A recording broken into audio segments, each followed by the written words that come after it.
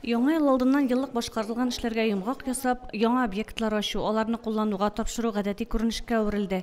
Быел шундый объектлар авыл мәдәният йортлары булды. 30 декабрь көнне реконструкция төзекләндерү эшләре тәмамланганнан соң Метрей һәм Дусай авылларында мәдәният йортлары кабат ишекләрен ачты.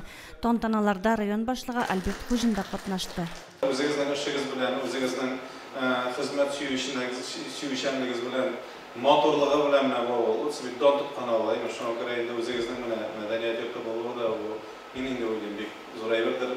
Сезләр шатланып кабул иткәнсездер. Дусай авылында мәдәният йорты тулысынча диярлек яңарыш кичергән 5 елга сузылган төзекләндерү эшләренә авыл халкы ярдәмендә тупланган үзара салым средстволар да җәлеп ителгән.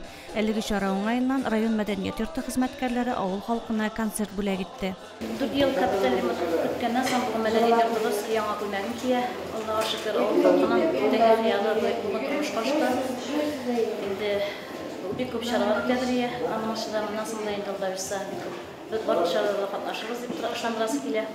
Мәдәният йортлары барлык авыллар төзелделәр дә, ләкин тора-бара авылдан яшьләр китү сәбәпле аларның күбесе халык бик әз йөри башлады.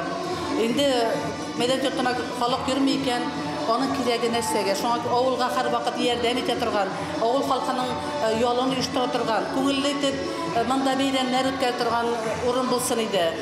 Метрей мәдәният йортында да быел яңарту төзәтү эшләре башкарылды. Биредә җылыту системасы яңадан эшләнде, котельняга капиталь ремонт үткәрелеп, су канализация системасы яңартылды. Җирлегендә быел да бик күп эшләр эшләнде, шуларның берсе инде үзебезнең җирлектә булган клубыбызга ремонт ясалды. Җирлектә башлаган сорауларның берсе иде, ул безнең су кертү һәм су чыгару иде, һәм дә инде бик күп эшләр эшләнде.